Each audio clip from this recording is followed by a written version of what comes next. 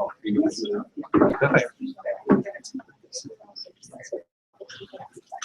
Okay, everyone, let's get cracking. First of all, let me introduce myself. My name is Ian Wallace. By day, I am a senior fellow in the International Security Program at New America. But today, I'd like to welcome you here on behalf of the Project for the Study of the 21st Century for our discussion today on Afghan Reconstruction, Facts versus Fantasy. And for this discussion, there are few better people to be joined by than John Sopko, the Special Inspector General for Afghanistan Reconstruction, and Andy Wright. John was appointed as the Special Inspector General in 2012. Immediately prior to that, he was a lawyer in private practice, but he's had 30 years of experience of oversight and investigation in various different guises, from being a organized crime prosecutor to being a Hill staffer on both houses and an advisor to federal government.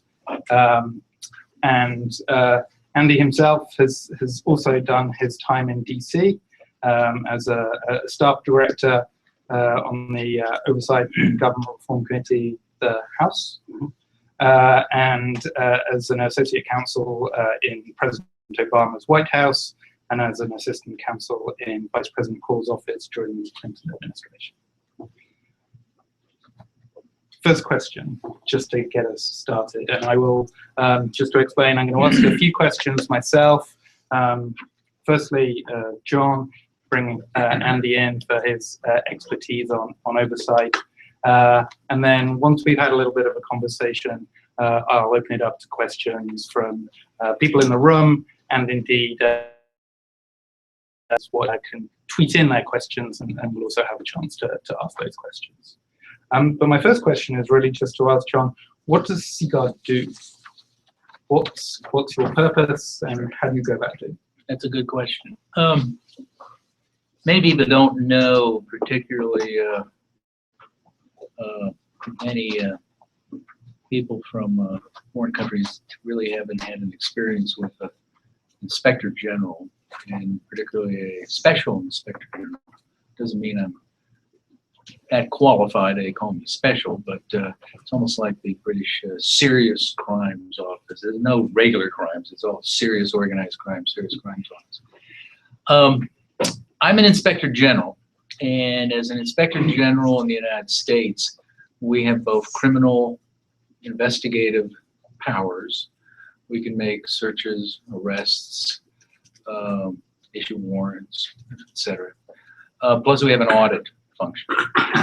What's unique about us, there are a couple of things that are unique. First of all, we're temporary. We go out of existence when the amount of reconstruction assistance falls below $250 million, authorized, appropriated, not yet spent.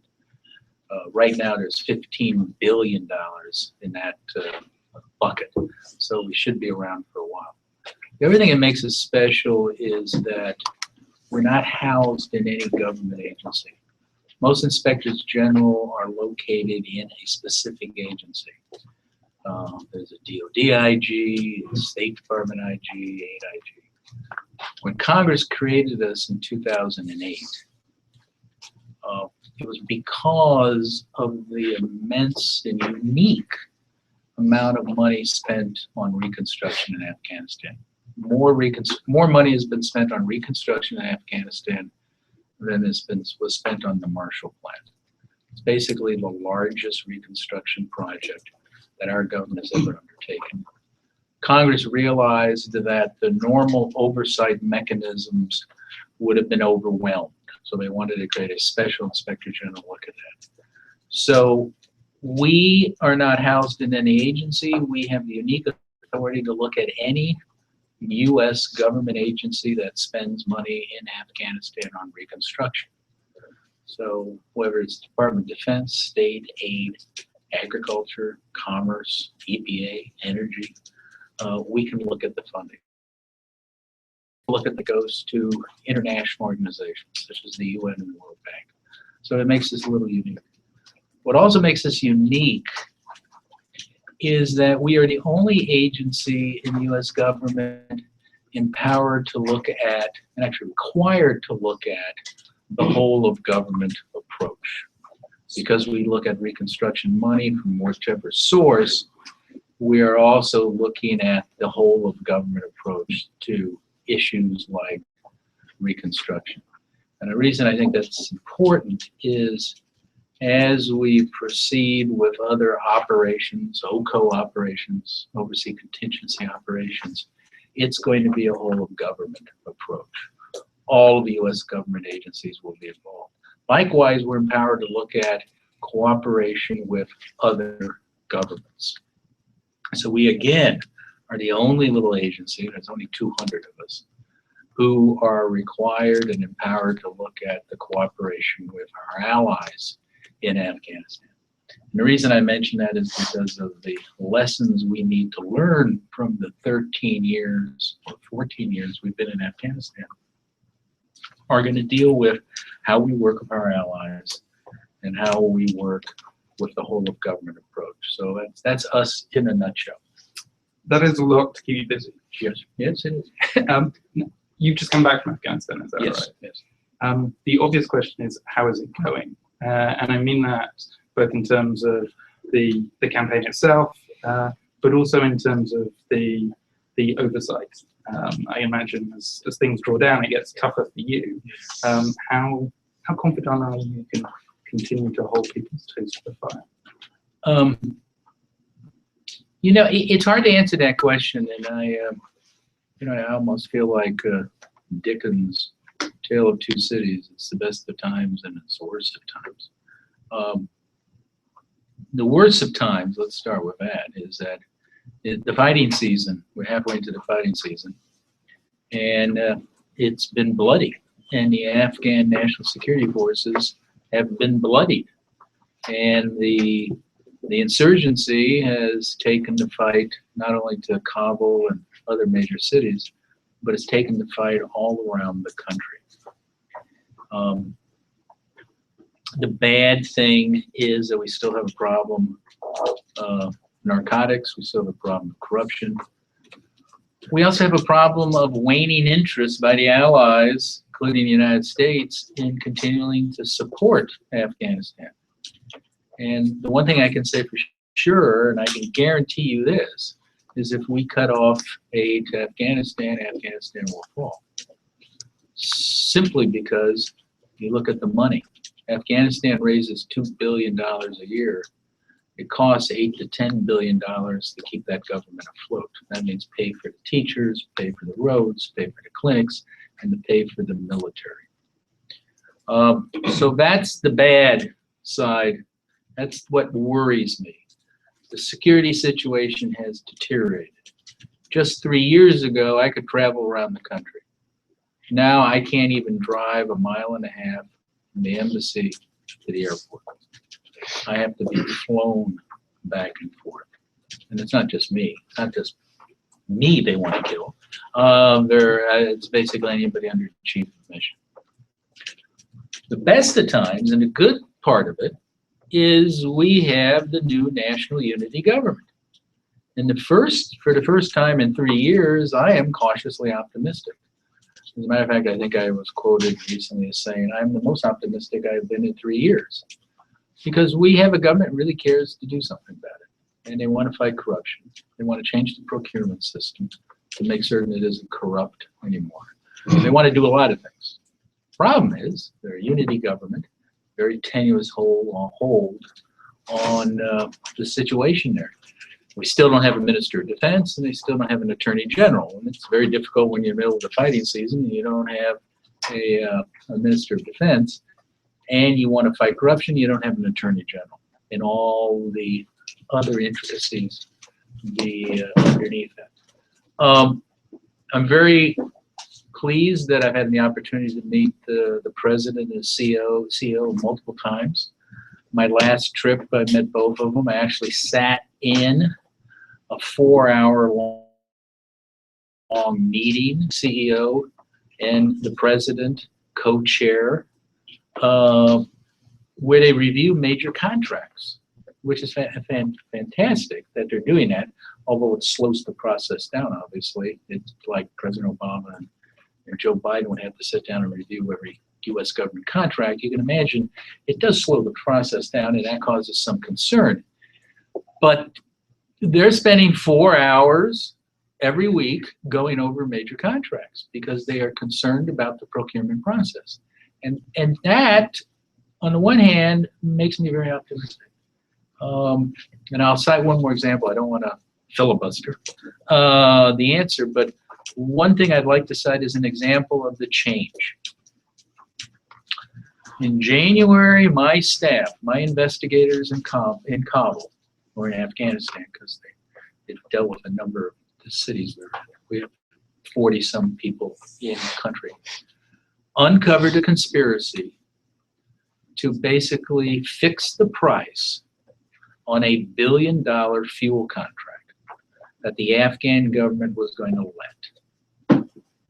We actually had information of where the contractors met in Dubai, in the hotel room, where they connived to fix the price, to elevate the price of the contract by over $200 million US.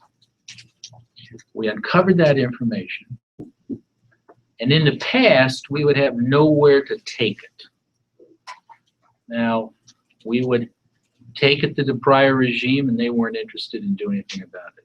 In this case, we took that information, which we had developed, took it to General Campbell and his team in Resolute Support, which is the ISAF equivalent now.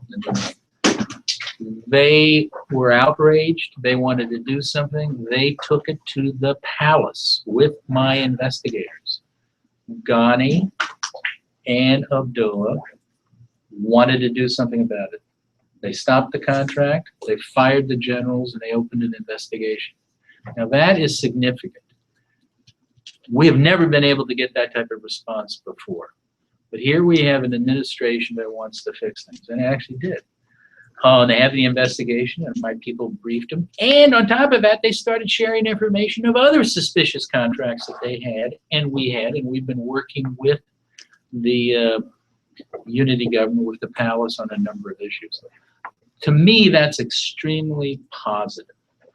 And we hope it continues. So that's why it's sort of the worst times, the best of times, but overall, I am cautiously optimistic.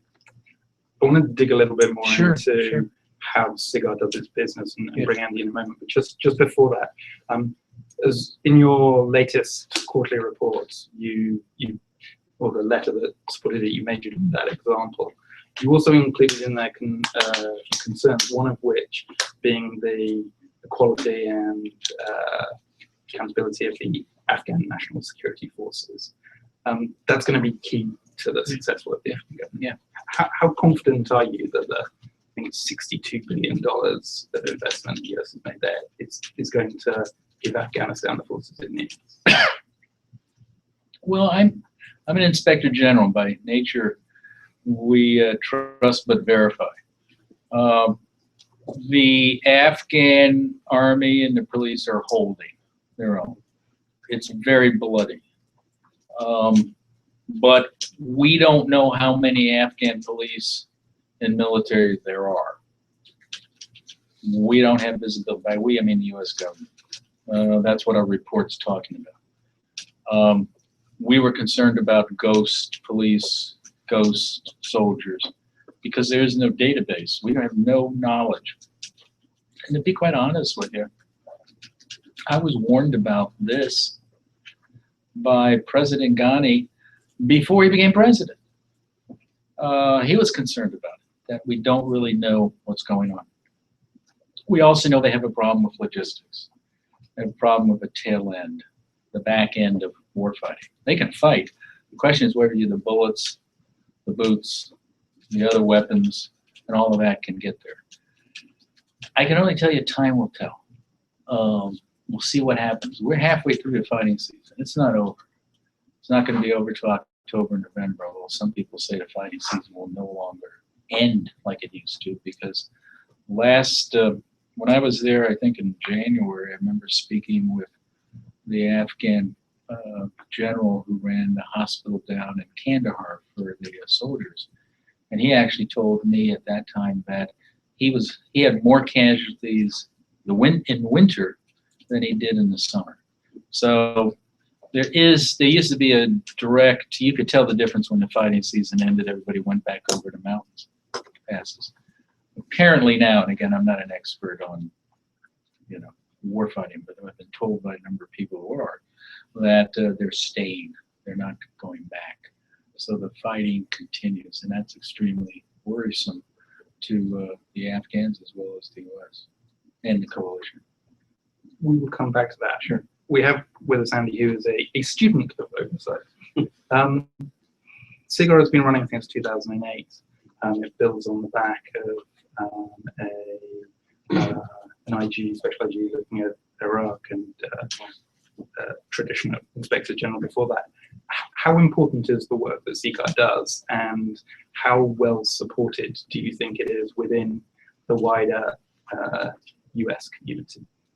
Well, having been there when we were working in Congress at the time, we were trying to pass the SIGAR authorities. I think it's hugely important, especially when warfighting has become, the watchwords are this whole government approach, using all the implements of national power, and the idea that you can have sort of a jurisdictionally, geographically based visibility into all the different pieces that are working together or not well together, as the case may be, is essential to sort of future success. So I think the lessons we learned from that, and I worked for an oversight committee that also had interagency jurisdiction, and so I sort of watched this problem with the stovepiping we have in the executive branch and the stovepiping we have in the congressional committee structure, et cetera. And I think SIGAR really helps give us a better window into what's happening. I think you're going to always have sort of jurisdictional tug of war between agency IGs and the special inspector generals that maybe have some concurrent authorities over certain types of things. But I think overall, the work that SIGAR did really established this model in some ways well, and I think it's been improved upon with SIGAR, and I think it's, especially since John took over, it's been under, incredibly solid leadership. So I think it's established itself as a valuable tool going forward, is my sense. John, how do your relationships work with the other IGs for the departments that are involved? Well, we have coordinating mechanisms which have worked and continue to work up to now, where we deconflict on audits, so we don't audit the same things. We sort of divide the world up, and we don't. We also deconflict on investigations. We coordinate that with all the other investigative bodies, including the FBI, who have an interest in there. So it works quite well. What is a bit confusing now is because, as many of you may have read, there was a statute passed where they had lead IGs, but only lead IGs for state aid and DOD on contingency operations. And to the surprise of everybody, DOD decided to set up this lead IG in Afghanistan, which I think Senator McCaskill, who wrote the bill, said that wasn't the intent. And that's caused a little bit of confusion because it's sort of a lead IG between state aid and DOD. Doesn't really affect us too much, but it's caused a little bit of confusion. And again, this isn't, this is just the reality of the situation. With the other contingencies back in Iraq and in Syria, Ebola even is a contingency. You have other IG needs and demands. So what's turning out is we're it, basically, in Afghanistan to a great extent. And this isn't meant as a criticism, it's just that the other IGs have other duties, which is understandable. I think that's why they created a SIGAR, because we will do Afghanistan and we have the people there to do it in expertise, so we'll continue. And a key element of that is the ability to have people in country who have that expertise, and particularly if they can move around and get information. We get a lot of leads by being in country. And ironically, I think we're probably better known by the Afghan people. They know what SIGAR is.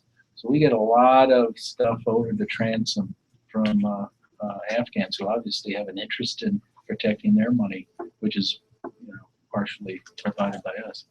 So it's good to have that presence there. I'm not absolutely certain it works when you have people coming in on TDYs, who come in for 5 days or maybe come in for 30 days or 40 days. You really need people who are there. And we're one of the few agencies where our people serve at least 2 years in country. And some are 3 years. How many people do you have in country? We have about 40 in country. We have 200 totally. We have a lot of people coming back TDY. But it really is a key. And the Afghans know that and appreciate it. When they see a colonel come in and 60 days later another colonel comes in, or they see an aide officer and 90 days later somebody else comes in, they know they're getting a runaround. They really want somebody who is going to be there for a while. By the time a guy knows where the DFAC is, that's where you eat, latrine, and if he's in the embassy where the duck and cover is, as soon as he learns those 3 things, he's gone. Can I ask, just on the flip side, about, isn't that also a challenge for the subjects of your oversight? Oh, the absolutely. TDY and the fact that in terms of effectiveness and continuity of the programs and projects and everything else, the sort of lack of 4-month deployments for some of the soldiers. You're right on. And people who want to steal know that. And we've actually talked to people who've been over in Afghanistan, and the crooked contractor or subcontractor knows that the contracting officer or the contracting officer's rep is in for 60 or 90 days. So he'll wait till that guy leaves, the new guy comes, has no idea, then he signs off. So they can play the game. And that's why you need continuity. You need somebody there who also knows, well, we built a bridge over that town already. Why am I building a second one, which never existed? Or building a clinic? Well, we already built one. I was here. But if you're only there every 60 days, or 90 days, or 6 months, or whatever, you don't really appreciate Afghanistan, I think, to work there. And I think that applies to any contingency. So that is a nice segue into just taking a step back and looking across the campaign with the benefit of this institutional experience, I guess, that your organization brings to this. What would you say have been the Reconstruction successes? And the flip side of that is, where have the biggest mistakes been made? I mean, I can't say a particular program was a success or not a success. Obviously, there's been a lot of success. There are more kids going to school. Healthcare has improved. Fewer women are dying in childbirth. Big question is, could we have done more with less? And that's the issue we face. I think if you want to look at programs in general, they are more likely to succeed if they meet our strategic goals, the Afghans know about the program and want the program, there's buy-in from the community. You build the program that is coordinated not only inside the U.S. government, but also with our allies. Make certain you're not building a bridge that the Italians are building or the Japanese are building. Or if you're not going to build a bridge, don't let the Italians then come in and, make certain the program is designed to take into consideration sustainability. Why build something if the Afghans can't sustain it? We have instances of that all the time. We have clinics. I just met with the Minister of Health. We're talking about one clinic that the fuel consumption in the new clinic is equal to his entire provincial healthcare budget. So he basically said, what am I going to do with it? And another example of talking about coordination, the same health minister was talking about operating in Afghanistan. I don't even know what they are doing in some of the provinces. So there's a little lack of coordination. And he doesn't know and he's an honest guy, and he's trying to do his best. how is he going to maintain and sustain things if he doesn't even know where they are and what they are? Because those NGOs are leaving. And they're going to turn over the facility to the Afghan minister, and he has no budget to maintain and sustain that. The other thing they got to consider the fact of corruption. You got to build programs that realize we're not in Norway. We're in Afghanistan, in a country been racked with 30-some years of war, where we opened up the spigots and poured millions of dollars and totally the economy. So design programs that take that into consideration. You know, I remember Ashraf Ghani, again, telling me, he says, look, everybody thinks this is cultural corruption. He says, when I was in New York, I remember a Brinks armored truck collided, went over, doors opened, and money fell out. Fell from the sky, flown all over the place. And a whole bunch of people, New Yorkers, went and picked it up. He says, does that mean New Yorkers are corrupt? When money falls from the sky, you grab it. As a matter of fact, apropos of that, I just saw something in the New York Times. I think there was another incident fell over, and now you got 48 hours to return the money, or they're going to indict you.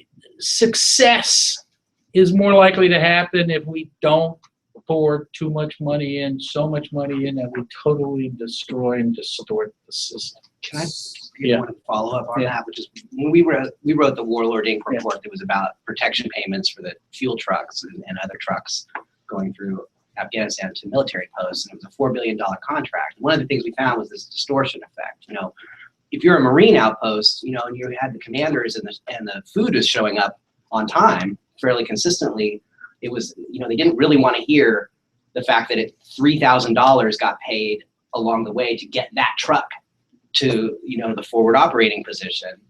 And when you think about a place that has had 40 years of war-torn economic stagnation and, you know, poppy activity and some other sort of subsistence sales and things, that's a huge amount of money that's washing along the system. And so, you know, one of the things that we learned was that the, you know, in counterinsurgency, the supply lines are the front lines.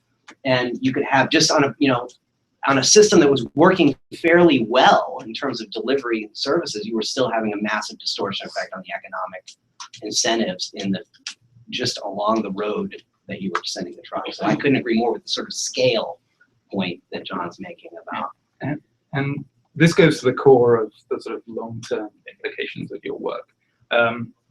It's one thing to observe the challenges, another thing even to investigate the corruption as it's happening.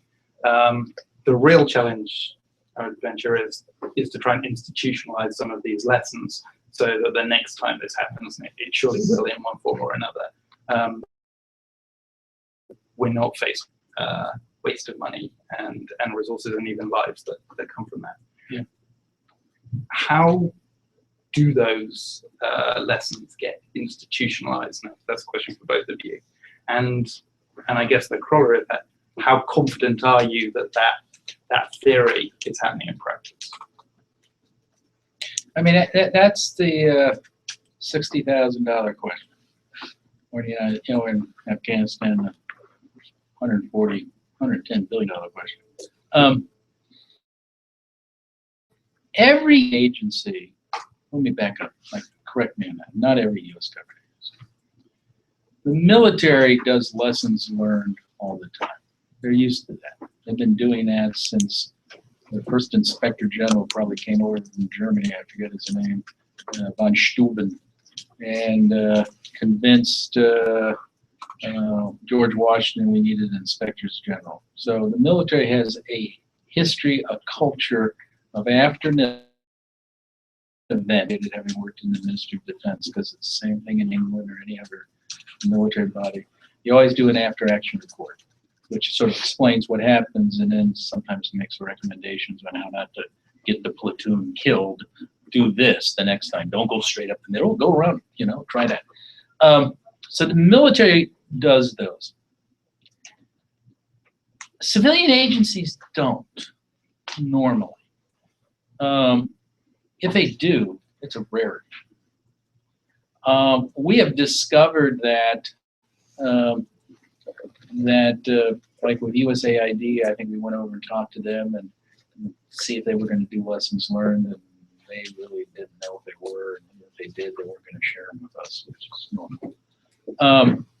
State Department, however, I must say, has a new program, and it's fantastic. They actually are doing a real, honest to God, lessons learned program, not just on Afghanistan, but on the entire world.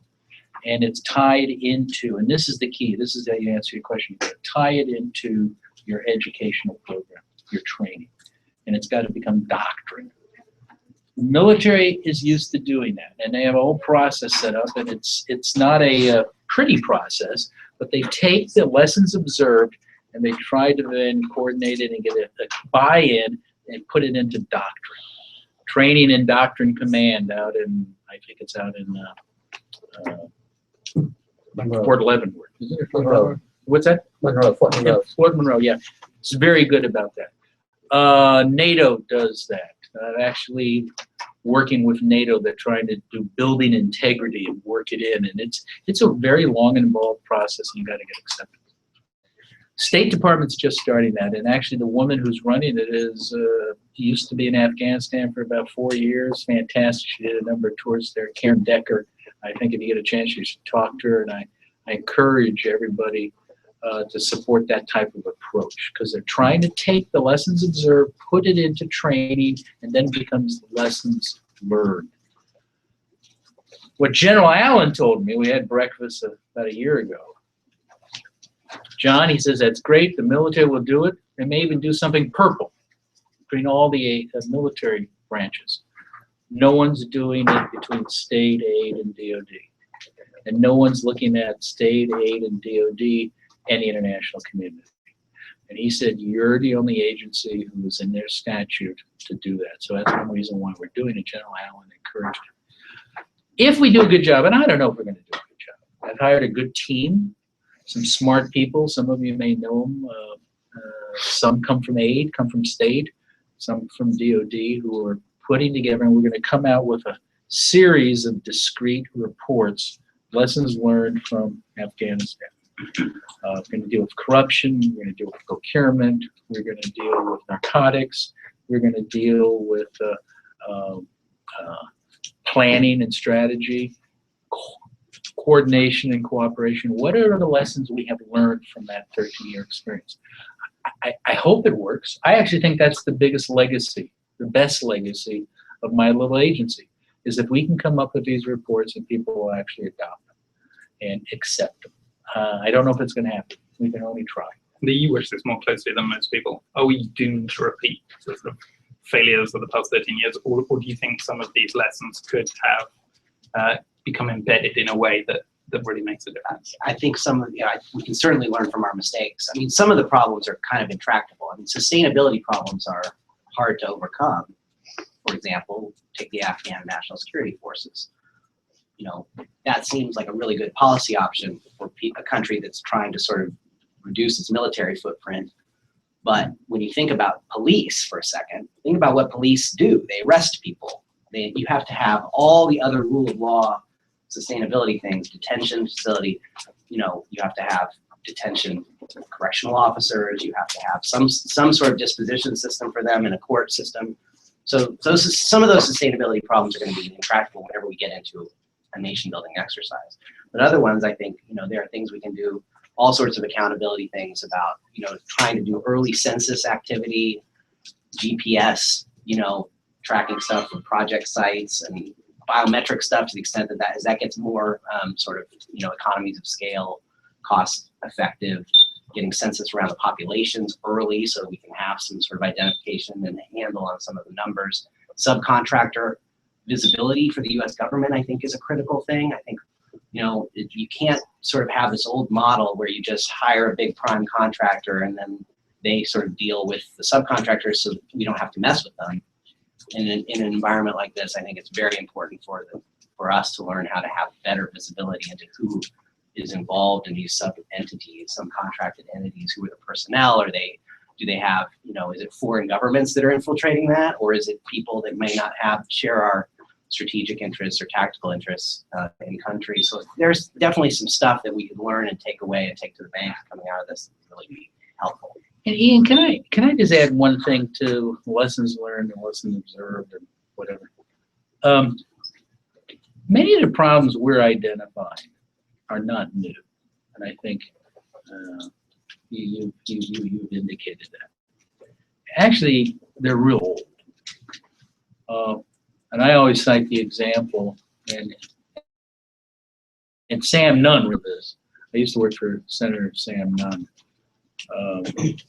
for 15 years. And when we first started to get going, I mean, I started about 3 years ago, and we really turned the place around, and we were all of a sudden, we're starting to run on 8 cylinders, you know. I remember talking to Senator Nunn. Senator, what do I got here? So I got a tiger by the tail. And he said, well, let's bring the kitchen cabinet back together again. So John Hamry from CSIS, Arnold Pernaro, that whole group, we all got back together and we chatted, and he brought in a couple people from the Pentagon and a couple people, former colleagues on the Hill, including a couple comptroller generals. And they reminded me, Arnold did, he said, John, everything you're identifying has already been on high risk lists for 20 years. This DoD procurement has been on a high risk list.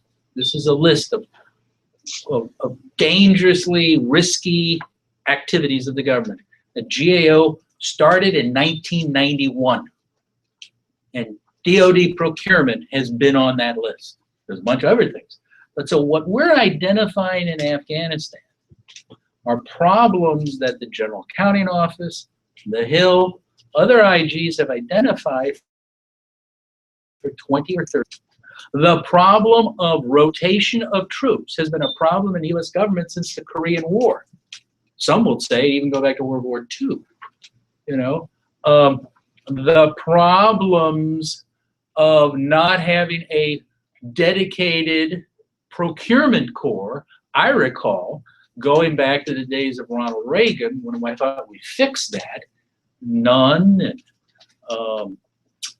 Goldwater, Nichols, and all of those senators said we have to have a dedicated professional procurement corps in the military. And we actually created one where you could go in and advance through your career in procurement. You became an expert on procurement. Well, over the years, they disappeared. And that's what you got. I mean, the contracting officers' reps were created at that time, but now it's some buck private or some sergeant whose main job is to kill people. And then he said, oh, by the way, you're the contracting officer's expert on electricity or plumbing or hydroelectric. He doesn't know what but he has to sign these forms, and some contractor will come up and say, okay, we did all of this, just sign right here. And don't worry, the last guy was a crook. So, and don't listen to him. So that's the problem. Those problems have been identified for years. I always look at people think I'm negative. I am always the supreme optimist. I hope we can do it, but realize what we're up against. But I will say this to all of you, and I'm making a pitch here. We are the only agency who doesn't have to get our recommendations cleared by the Secretary of Defense, Secretary of State, or AID, Administrative AID, or OMB. And there are many, many, many good ideas, good suggestions that have come out of all of those government agencies who have been quashed by the internal politics of each agency. I got a really good briefing by AID, who said, look, we came up with a way to fix this whole HR problem, but it never got out of the building. I've talked to people over at state who said, we came up with a great idea to do this, never got cleared by the interagency process. So I offer to you, any of you who are interested, or you have friends who are contractors or subcontractors or worked in the military, you got good ideas, we're open for business. Send them our way. So I'm making my little pitch here. We are the only little agency that could, with 200 people, who can take those ideas, trust but verify, I'm a Reaganite to some extent, trust but verify, and see if we can get buy-in. We're looking for good ideas, just like we're looking for a few good analysts too to help us in this thing. But that's the unique thing about SIGAR. And you don't have it, and I've seen this. They don't have this either. Actually, the Europeans are very interested in what we can produce because they got the same problem of stovepiping. This isn't meant as a criticism. This is just the way the system works. And this is what makes us a little unique. One just quick follow-up about the role of IGs is the sort of independence of IGs and how much independence is there. You know, there's both the sort of concern about criticism of your policies, and that can create, you can react to that two ways as a commander or leader. You can either sort of accept it and try to improve your program and work constructively, or you can say, we don't want to hear that story because it's getting in the way of what we want to do. The other thing, though, is that there's a little bit of a strange relationship, having worked in White House counsel's office, with the IGs and between their agencies, because there's a concern at OLC, the Office of Legal Counsel and Department of Justice, and White House counsel's office, that on the one hand, there's a recognition of independence for IGs, but there is a concern that the sort of Congress is trying to use IGs as a backdoor to get information that the executive branch might consider asserting privilege over that relate to open investigative files. Sometimes there you'd agree with the IG, but maybe other underlying information that, you know, they thought is deliberative and the executive branch and Congress wants it, and they think if they squeeze the IG hard enough, that information will come out. So the independence is I think, incredibly important, and you don't want to see good ideas getting squashed, and it's good that SIGAR has that, but I just want to point out some of the time the reason agencies are a little bit resistant to giving information to IGs is because they're concerned about the position IGs are when they have the hot potato in their hand too. And that's a very tough way to be wedged in between the two political branches as an IG and maintain that sort of workmanlike professionalism. And in the 21st century, presumably, where information is so easily spread, the guys you're fighting against also have access to some of that. Well, yeah, but what we're talking about in procurement, I doubt. I remember somebody telling me, criticizing me for some of our reports, and I said, well, I don't think some terrorist is sitting in some cave reading the latest GAO or SIGAR report to try to determine, aha, we'll attack the procurement system. You know, so I'm not worried about that. If it's classified, we don't release it. If it's sensitive information that could harm anybody, we don't release it. If it's information that otherwise violates the law, like personal privacy information, we don't release it. But if it's not one of those three, we believe, and I believe in transparency. The American people have a right to know how their money's being spent. And Congress has a right to know. And so you print those reports, you publish them. And if they're worth publishing, they're worth publicizing. And my massive public relations team of 2 people will get the message out. And I had an open mic presentation at the embassy the last time I was there, which was very nice. It was about 60, 70 people in one of the buildings. And I remember somebody saying, well, why do you have to publish things? And I said, well, why not? I mean, yeah, what's wrong with telling the truth? You speak truth to power. That's what IGs do. But I said, remember, many times when we send a letter, we're basically identifying a problem that we're not going to have time to look at, but it's sending a shot across the bow, and you're more likely to have a secretary or an undersecretary or a member of Congress read the front page of the Washington Post and New York Times and say, hey, what's going on here? I think a classic example is Promote. And those of you who follow Afghanistan, the Promote program. It's a very worthy cause to help women in Afghanistan who need all the help we can give them. Our initial briefings from AID is we had no idea what the heck they were talking about. And I went through a number of briefings, my staff did. And look at, I may not be the brightest guy in the world, but I went to an Ivy League school. I was a lawyer. You know, I didn't come out from under a rock. Speak to me in English and I usually understand what you're talking about. I walked away from briefing. I had no idea what the heck they were talking about. Great idea. Again, we're concerned about the ability to implement. This is a very big program. 250 million US, potential 200 million from our allies. I went and talked to our allies and I said, did you guys know you're donating 200 million? I met with the ambassadors. They said, what? What? No one ever approached us. So we had some concerns. And we talked to some people in aid who had concerns. And we talked to some people in state who had concerns. And we talked to a lot of Afghans who had concerns. We brought those concerns together, trust but verify, and sent the letter to the aid administrator and say, look, we have some concerns. Now, I have been told since we sent that letter, which was public, the program is improving. Now, we may not be able to revisit that for a while. I got only a few people and a lot of time, not much time and a lot of things to look at, but we think we've assisted aid by raising to senior political officials in the administration concerns that probably were buried because they were off message in the bowels of aid and state.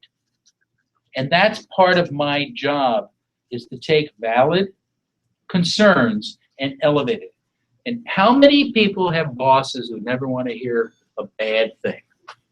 Or how many people have bosses who, if you bring something bad to them, you're going to get fired? Well, I'm the guy who brings the bad news to your boss, and then usually it's Congress or the New York Times that gets them to fix it. That's the role of the IG. Can I just give one quick, and then I'm going to open it up. I'm gonna There's get a lot water of when I go. expertise. In, One of the things I just want to comment on is I was reading, as I was prepping for this, I was reading about, some articles about John's leases and things, and there was some blind quotes criticizing him for being blunt or whatever. And I thought, I actually think the tone is right on, because, I love the work that the Government Accountability Office does. But I sat through countless meetings with them, and you can predict what the headline is going to be. Progress made, but challenges remain on all these issues. And there's this very sort of antiseptic language that is used by GAO reports, and the members of Congress in that situation are the ones who elevate it to bring the kind of political heat necessary to get people's attention, and often the executive branch. But I feel like when you're an IG, I think it's important, without spilling over into the policy decision space of the elected folks, but to be able to breathe life into these stories, to be able to call something big, big, not just have, sort of like mind-numbing numbers, but say, this is material, this is big, use some language that's relatable to people. So I think that's a really a good tone to come out. We might come back to whether SIGAR is the future of oversight, but there's a lot of expertise in this room, and I want to give a few people a chance to ask some questions. There are also some people online. If people want to tweet in, we'll pick those up as well. But let's pick up. I'll take two questions, and then we'll put them together. So here and then here. Hey. Doug Brooks, formerly with the International Stability Operations Association, representing a lot of the contractors that you write about. From the contractor's perspective, when you look at the waste, fraud, and abuse, by far the biggest issues have been the waste, and they see it all the time. And you mentioned all this stuff: duplication of services, building facilities they know the Afghans will not be able to maintain, sometimes building to U.S. standards, stuff that there's no way the Afghans are going to be able to maintain or keep up. But the problem from the contractor perspective is you never criticize your client. The last thing you ever do is make a bad report saying this is pointless or worthless or whatever, because you'll never get another contract, and it's always gained some way to make sure that your company loses again. You're absolutely correct, Doug. Is there any way to get around that? Yeah, talk to us. Yeah, but again, then it's Well, come but back we don't identify. I mean, we've done that. I didn't meet with ISU, but there was another contracting organization I remember meeting with and saying, look, go poll your members of your trade association. What are the issues out there? And we gave anonymity. I mean, it wasn't, criminal, but they were just identifying things. Many of our best audits have come from contractors who've talked to my people, who've met my people overseas, or I meet them here, and they say, "Oh man, this is ridiculous. You should see what we had to do in Kunduz. You should see what we did on this road." I mean, it was a contractor who came to me and says, look, you're building roads to US specs or European specs, but those assume that you have weight restrictions that are enforced. You don't in Afghanistan. You never see a truck that's underweight. So what do you think happens? And then there was another contractor who chimed in and says, well, what do you think the New Jersey Turnpike would look like after 6 months if there were no weight restrictions and you started blowing up roads? Oh, and you also had no maintenance of way, okay? No maintenance. What do you think is going to happen? Because I asked a question. I said, why do roads fall apart? And the guy says, the contractors are doing what they're told, but they don't take into consideration where they're building. I mean, yeah. Is there an sort of institutional answer to that question though? Is there a, if the answer is simply talk to the IG, that strikes me as sort of building in failure in the long term. No, it isn't. It isn't. I think that's actually a way to try not to build failure. We are the one. Like I talked to the Afghans. We'll carry the big stick for you. You speak softly. It's the old Teddy Roosevelt thing. So, and that's what Ghani and Abdullah, they're using our audits, our reports to beat up their own ministers. They don't have to. They just say, the SIGAR found this. What are you going to do? You know, he's going to go to the Hill. Better do something. You know, and I'm happy to be used for that. And I have contractors. That is part of our job as inspectors general. But we have to listen to you. We have to go out and talk to you. And I don't want to toot my own horn, but my staff goes out and listens to contractors. I joke about contractor. Everyone blames the problem on the contractors. 90% of the time, the contractors are just carrying out a dumb contract, and it's not their job to say this makes no sense.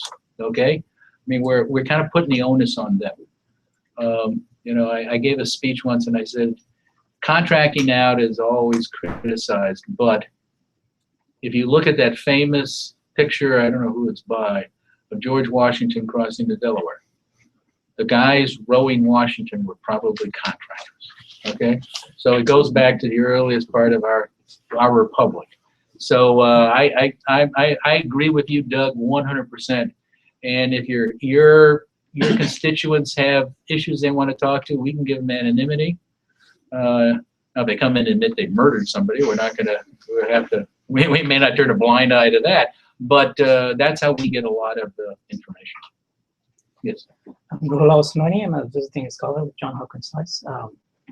Someone who coordinated donors aid in Afghanistan for several years, which you refer to, you have someone that you can take things and listen, is a very good step forward and a good news, and we're very hopeful for the next steps. But what is there, again, I mean, because I remember at the beginning of the previous government also there were some steps which was similar, but they were never institutionalized into systems, so the sustainabilities were short.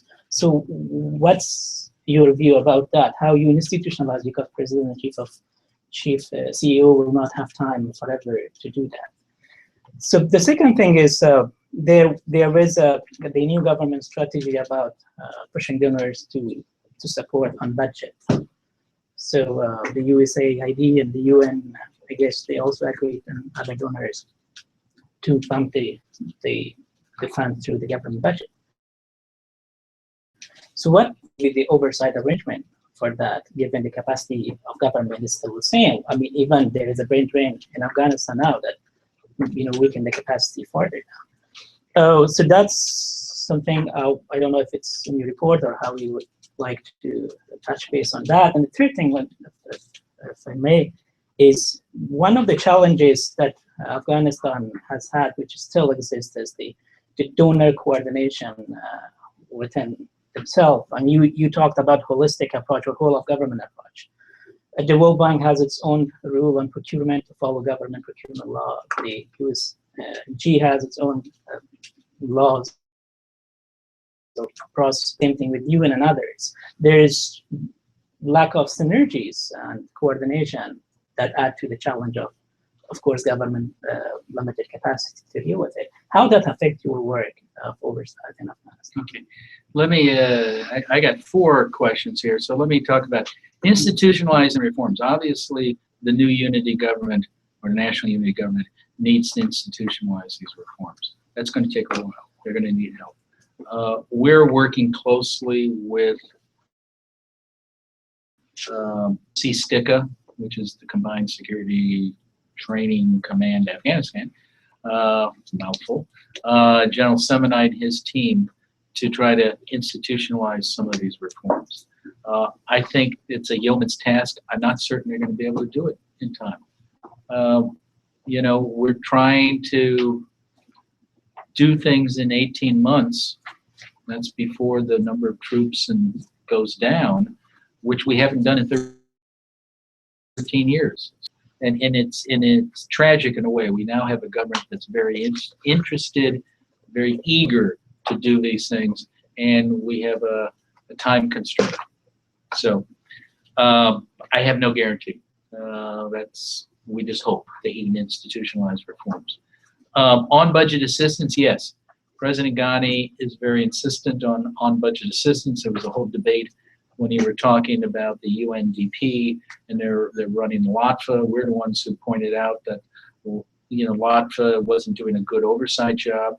But as bad as the UN was, it was better than the Ministry of the Money. So we made it clear in testimony that we thought it was very risky to kick LOTFA out, reform LOTFA, and give time for capacity building inside the Ministry of Interior. The Ministry of Interior has a lot of problems, and we're very questioned. We have very grave concerns whether they can handle that money without more capacity building. We're glad to see that I think an agreement has come in that's going to be another 18 months. I think the UN out, but I think they just signed an agreement, if I'm not mistaken, recently about it's going to be an 18-month process to get remove the UN and have Ministry of Interior take over. And I think there's a number of conditions that the Afghan ministry has to meet, and we're glad to see that. We're strong believers in conditionality, and actually I should tell you, our next quarterly report, I gave my two colleagues here copies of our last quarterly report. At the end of this month, we have a new one coming out, and there's usually a theme to it, and the theme is conditionality.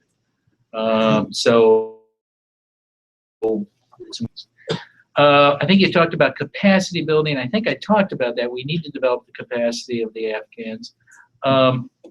And donor coordination is a big issue. It's not just the U.S. lacks coordination, but the donors don't always coordinate very well. And that really overwhelms the Afghans when every donor has a different kind of conditionality, a different kind of requirements and all of that. You know, the poor Afghans are drowning in requirements. So you should try to harmonize all of those. But I'm not certain it's going to happen anytime in the near future. That's a bigger question than just Afghanistan. Is that something looked at and had thoughts about? I haven't looked at outside of my jurisdiction is just Afghanistan, so I can't speak to that. Maybe my colleague here has looked at it, but I've heard people tell me it's a problem in other contingency operations. But have any of the lessons you have or problems you have spotted in Afghanistan led to changes in approaches to donor coordination? Or at least the U.S. approach. I don't know. I can't speak to that. I think some of the things we've harped on and read about it, written about in our reports have resulted in affirmative changes to the better. I think this whole issue of conditionality, originally everyone kind of poo-pooed it, we can't do it, but SIGAR really turned around, and as a matter of fact, you read our quarterly report, we talked to General Semonite and we interviewed him, and he talks about how very few conditions DOD had for years and years and years. Well, since I came on board and started beating that drum, all of a sudden they got tons of conditions now. And the new unity government, especially President Ghani, says, I believe in conditionality. And he will accept reasonable conditions, and he sounds like, you know, knock on wood, that he's going to make certain his ministries carry out. So we have seen some improvement. On donor coordination, I'm not certain. I can't speak to that one way or the other. More questions. So we're going to questions. We will have time for everyone, but I encourage you to ask quick questions, and we'll try and get them around. So we'll come round in a circle. Start at the far end, please. Thank you, Mr. General. My name is Rizwan. I'm an Afghan. So the Afghan coordinator really appreciate your effort, and this makes significant, really important for the accountability of the aid and, of course, for the sustainability of the Afghan government. However, on the other hand, do you not think focusing on this negative narrative really put on risk the overall mission? I mean, also creating further concern for the Afghans. Like now you see a significant number of Afghans are leaving the country because of, definitely because of growing insecurity, but also kind of these reports that are kind of really creating concern. You mentioned about some of the positive stories. I mean, it's not really the time to focus some of those practices and share those recommendations for the Afghans, instead of really making media highlights and kind of publicizing this negative finding. Do you really think people are leaving Afghanistan because of one of my audit reports? It adds really to this uncertainty. I mean, it's definitely people are kind of getting concerned. Every Afghan I've talked to knows about the corruption. Every Afghan I talk to knows about the bridges that fall down, the schools that are abandoned, the money that's been wasted. The Afghans know about these problems. They know them real well. The only people who don't know about these experts, Congress. I work for the U.S. people. They have a right to know. I really don't believe, this goes back to the thing, I don't think, you know, Osama bin Laden was hiding in a cave reading GAO reports and SIGAR reports. The Afghans need to know more about how their government works. And I apologize if I'm being blunt on this, but if you look at my statute, there's nothing in the statute says I report on what's good and happy. My brief, and you as a British citizen will know, every lawyer gets a brief. It talks about I have to inform Secretary of State, Secretary of Defense, and the Congress about problems and deficiencies. This is my authorizing statute. I also have the 78 Act. I dare any one of you to read it and see where I'm supposed to report successes. I don't report successes. The USAID has 60-some people in their PR shop. They should be reporting successes. State Department has the same number. The Pentagon could probably balance their budget by firing all their PR people. They should be talking about the positives. It's not my job. Clearly, there have been successes there. But you are saying that the SIGAR should be reporting successes. You know why I control, I would say control, why I have so many people read our reports and publish them? And I think many of you are reporters here. We're one of the few agencies who don't gloss over things, who don't spin things. We tell it like we see it. And I think there's a role for somebody. My little agency has that role. It's not to do happy talk. Happy talk is not going to win the war in Afghanistan. Balloons and kites are not going to win the war in Afghanistan. Happy talk, if anything, is going to lose Afghanistan. Reality is what the Afghan people want and demand. And I think the new unity government is providing that reality. And I'm glad they're using my. But I'm sorry to disagree with you. It's not my job to do positive press in Afghanistan. Now, where we find successes, we actually issued some audits this week. We found successes. Where we find them, we will report them. When we do an audit, we don't deep six the audit or inspection, we'll report it. But that's not my job. And in our country, I got to follow the law. I'm a strong supporter of the mission, but I got to follow what my brief was from the President of the United States. I mean, just very short. I'm going to have to cut you off just because I want to give, by all means, come and talk to John after we finish, but I want to give everyone a chance to ask a question. And in order to do that, I'm going to group the questions. So I'm going to take 3 questions, and we'll give Andy as well a chance to talk to that, and then we'll come out. So short questions with a question mark. Then, and second on the back. Yeah. I'm Shayan Nabil. I'm also from Afghanistan. Thank you for your support from 2008. Yeah, we see the changes because of the reports. But my question is about you talked about the political will that you see in the government, Afghan unity government side.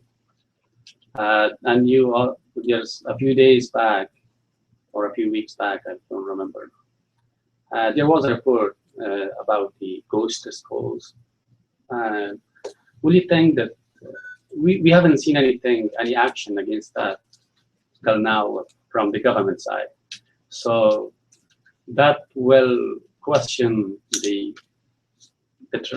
trust that we have on or the questions the unity government, if they have the political will to implement or actually prosecute those who are involved in those corruptions, even though if they are close to them. That's my question. Thank you. And also another question: will you increase your number of your staff in Afghanistan? Good question. In the back. James Cohen, U.S. Institute of Peace. Thank you very much for the talk. In post-conflict settings, stabilization settings, for a lot of diplomatic corps, even the word corruption is very sensitive, and they want to back off of it for the sake of stability. At a previous talk I saw from a senior State Department official, he was suggesting that the DOJ is actually an effective tool to attack corruption because it's technical. It sounds like what you're saying, going through SIGAR to get the facts and then report that and say, well, we're a technical organization, we have a mandate, is a way to broach that. Do you have any recommendations that that might be a way to broach corruption in a stability situation, or is there advice you would have based on your experience that there should be more tactics or training for into these situations? Great question. And I think Good evening, everyone. I'm Samim Moderator from Voice of America Afghan Service. So you said you have been working in Afghanistan ever since 2008, but a lot of people in Afghanistan only came to know about SIGAR after you issued your latest quarterly report that said around $700 million have been embezzled on ghost schools in the Ministry of Education. So why, I mean, like a lot of people are saying, if operating simultaneously with those projects, maybe we have had less money being embezzled than 700 million, maybe 200 million.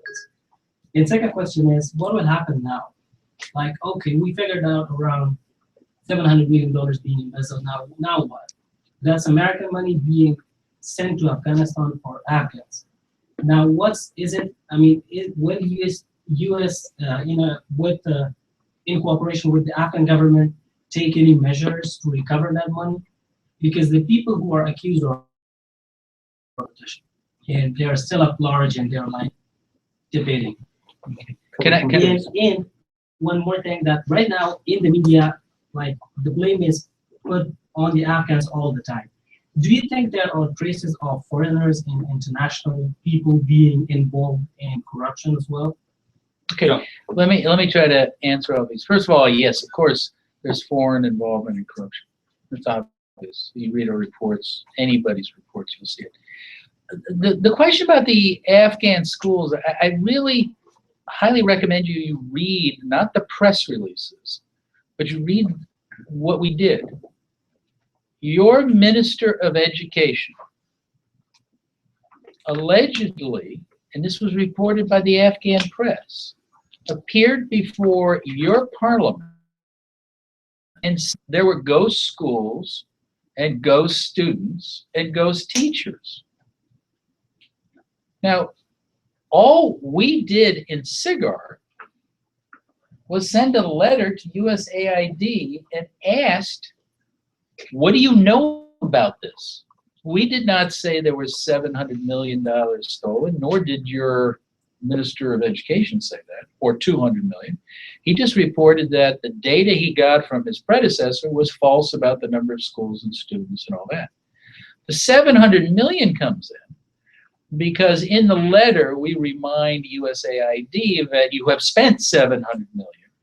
And the amount of money is based upon the number of schools and students. So therefore, we are concerned, can you tell us what's going on? So your question about why did we say 700? We didn't. We just decided that's how much is appropriated. We have no idea what's been stolen or not stolen. As to what have the Afghans done about it, well, we sent the letter only 3 weeks ago. My understanding is they've opened up a parliamentary investigation. I spoke with your Minister of Education. The Minister of Education says they've opened up an investigation. They are actually trying to find out how many schools there are, how many schools they're supposed to have, and where the schools are located. So as far as I know, they have started that inquiry. I don't think they are anywhere near identifying defendants or people who were involved in stealing and all that. They do if they find it, but this is really more an instance where the minister and the Minister of Justice and the Attorney General have to work with us. This is an Afghan issue. We provided the money in direct assistance. Once the money leaves the United States Treasury and hits the Minister of Finance, I lose criminal jurisdiction over the money. The U.S. Justice Department loses criminal jurisdiction over the money, and that's the big problem. That's why it's so important with the new unity government that they sound like they're actually trying to do something with it. And that's the critical thing. I don't have jurisdiction over that money. This is Afghans stealing money from Afghans, although we're the original provider of the money. Back to the question on the Justice Department, I didn't quite understand that. I mean, DOJ will obviously investigate anything we turn over, and we actually have prosecutors, but I may not have understood that question that well. It was just from another conversation, it didn't quite connect. It basically, from the State Department's point, was DOJ can go after a corrupt official overseas if the money winds up in the U.S. bank because it's a criminal act. Oh, that's true. That's true. Yeah, we can do that. We can do that also, but you got to prove an underlying offense. And if the money hits the U.S. banking system, then we can proceed against it. I think he might have been saying that he wanted State Department diplomats to be able to sort of use you as a shield so they don't have to use the word corruption, right? Should they be using technical bodies who have no political alliance, or is the recommendations you have for them? Use me. I don't care. I mean, everybody else does. Why don't you? I don't know if I missed other questions, but all I'm saying is that read what we said. All we did was ask a question. It's amazing. We just ask questions, and all of a sudden, the sky falls. But when I talk to officials, Afghan officials and U.S. officials, everybody agreed. There are ghost schools, ghost teachers, and ghost schools. So it's a problem that people know about.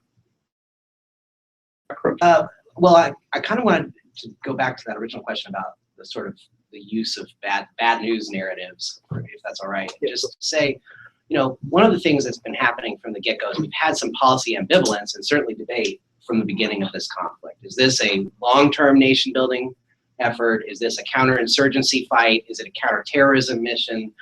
Different types of tools are required to do all that. I couldn't agree more, though, that the news, the sort of technical expertise and actual fact development that the IGs and other oversight entities stick with when it's not, classified or otherwise damaging. And, are some people that are going to try and argue that that's a justification to pull out of Afghanistan tomorrow or yesterday? Absolutely. They did it with our Warlord Inc. report 6 years ago, but we're still there.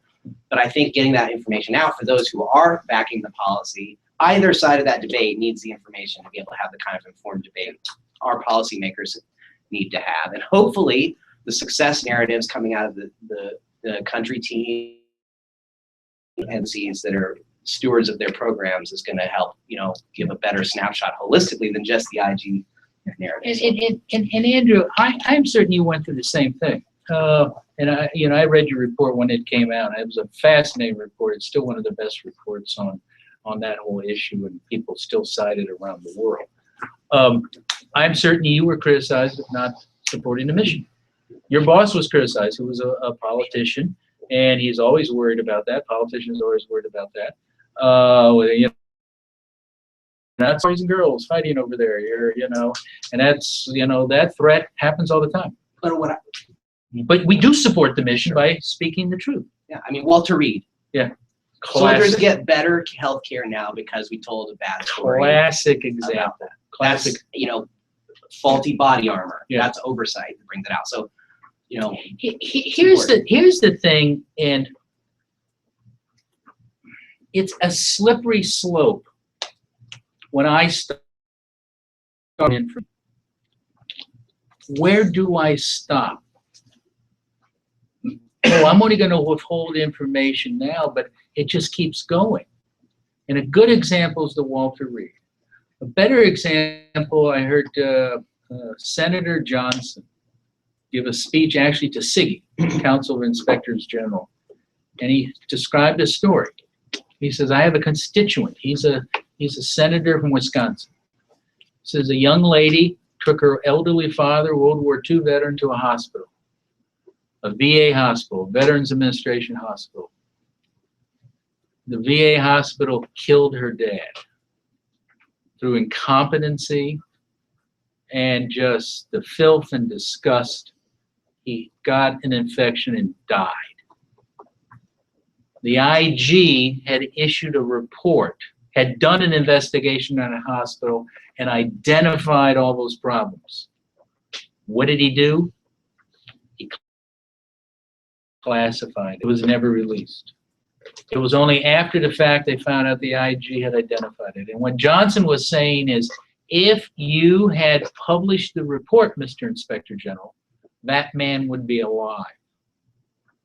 So there's the problem.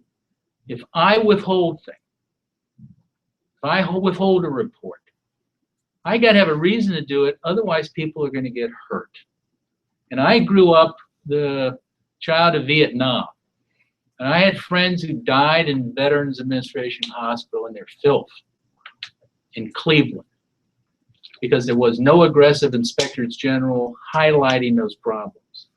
And I dare you, if nobody would have cared about unless it hit the Washington Post and New York Times. And the OPM scandal we all know is the fact that anybody who's ever gotten a security clearance in the United States, the Chinese now have all your background information. There were multiple Inspector General reports, but they never saw the light of day. We could have planned for that. Congress could have planned for that. And that is why we publicize. The truth will set you free. The truth is important, and is just as important in Afghanistan as it is here. And I beg to differ if anybody's leaving Afghanistan because of an IG report or a GAO report or a newspaper article. There may be a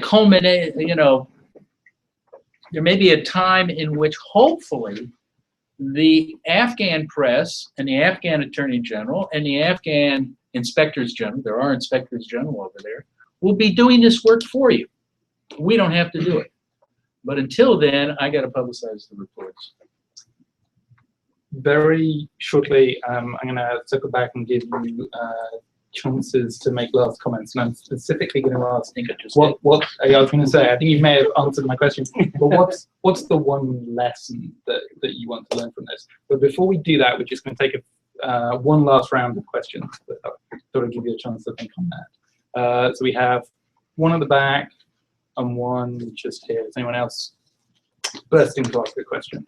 Okay, one at the back and one just here. Hey, I'm Katie Watson. I'm an investigative reporter with the Daily Caller News Foundation. So it's been many years since my reporting days in California that I've written about kites. But I want to say thank you, first of all. It's really helpful. And then my question for you, Inspector General Sopko, is how does the U.S. get to a point where inspectors general have as much independence as you do or as aggressive as you are, what are the steps that need to be taken to get there? Because that's obviously very important. Thank you. Hi, my name is Akhil Mamlodi. I'm a Fulbright Fellow of Master's School. My question is that there have been public opinion polls in Afghanistan, and a lot of people are as much concerned for corruption as they are for security.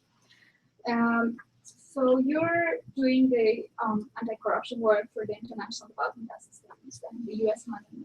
But inside the country, do you think the Afghan government has the administrative and judicial capacity to fight corruption in Afghanistan in the long term, or do you see sort of a hybrid justice entity come, like the need for a hybrid justice entity in Afghanistan with judicial capacity to prosecute cases of corruption? Because most of the time it's the brother of the president who's involved, it's the cousin of the president who's involved, and most of the time they're warlords and they have a lot of power in the country. Do you see something like that possible in Afghanistan, like one in the Guatemala state? Okay, Jay. Those two? Okay, real quickly. I look at, I may have been shooting, so I don't think there's ever going to be an opportunity like this. They probably made a mistake by passing that statute and pointing me. So I don't know. Every inspector general can do this. Every inspector general can do this. And you know, I think they should. I think the 1978 Act gave tremendous power. I don't think the IGs have, as a body, lived up to the 1978 Act. I took an oath to do this, and I think every one of them do. They can't be fired. You know, okay, so they don't get invited to the office Christmas party. Who cares? You know, it's not gonna, they should be doing this. When's the last time you saw the DoD IG talking about procurement? When's the last time you saw the VA IG talking about issues of the cleanliness in the hospitals? When's the last time you've seen any of them out there? When's the last time you've seen the OPM IG? You know, you don't even know if there is an OPM IG. What I'm saying is every one of them can do this. The reason why I'm doing this is because I was lucky. I had the opportunity to learn about oversight from Sam Nunn, Bill Roth, Carl Levin, John Glenn, John Dingell, and Henry Waxman. And I did it for 25 years. And they taught me, you're not going to change the government unless you publicize it and repeatedly publicize it, and that's how you do it. When I worked for John Dingell, famous congressman, he's probably the father of modern oversight. I put on 15 hearings on food safety. Just to, and you're from California, you understand about all those crises with lettuce, you know, leafy greens and all that. Just to change the way we protected the American people on eating leafy greens. 15 hearings. That's what Sam Nunn did. That's what Henry Waxman did. That's what your boss did. You got to repeatedly do it. Anybody can do it. Whether there's going to be another person like me, I hope there are. There are some more people being appointed by IGs who I think are by the president who are having very effective IGs. But we haven't lived up to the 78 Act. Question on corruption.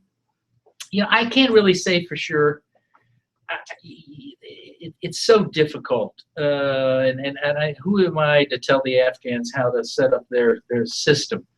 I can only tell them, and I don't have the time, I'm happy to talk offline, I've spoken about it. Looking at the history of how we fought corruption in the United States, maybe you can learn something from it. You have to have independent police, independent judiciary, and you have to have an independent press. You're never going to win the war against corruption and win the war against drug dealers and win the war unless you have those. I worked with the organized crime and racketeering section. I used to actually teach the history of organized crime in the United States up at American University. Actually, it was the most popular course there because for the final exam, we had to blow up a car. But that's a joke. That's a joke. We didn't blow up anything. No animals died in my class. But you got to look at our history, and that was the only reason. And we fought a very bloody fight against organized crime. You talk to the Italians, they still are fight against organized crime and corruption. And there are many other countries doing it. It's not easy, it's not quick. And narcotics is horribly difficult. And Afghanistan has a horrible narcotics problem. And it's not just affecting the Russians and the Uzbeks and the Pakistanis and the Iranians, it's affecting the Afghan people. And they have to address that.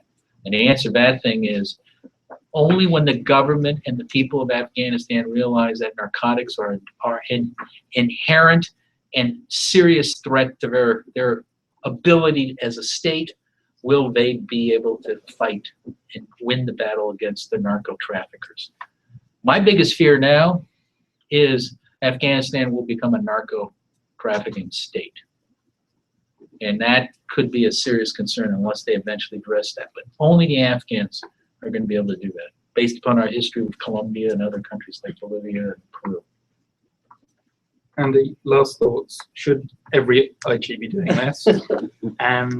and based on the work that SIGAR has been doing, what is the one thing that we need to make sure has resonance through the future? Sure. I mean, I think constructive oversight, and I use the word constructive, not just breathless oversight, but constructive, meticulous, fact-developed, fact-supported oversight is critical both to the policy decisions about what your outcomes you want and also whether or not you're going to be able to achieve them. So I think it's just a critical piece that needs to be embedded at the design phase and in the after-action phase. So that's my general take. And the one takeaway from sort of the SIGAR experience is we need to find more ways to have our oversight structures have that interagency, interoperability sort of perspective and tie it to geographic regions that allow them to be outcome focused rather than sort of output focused. So those would be sort of my general takeaways on them.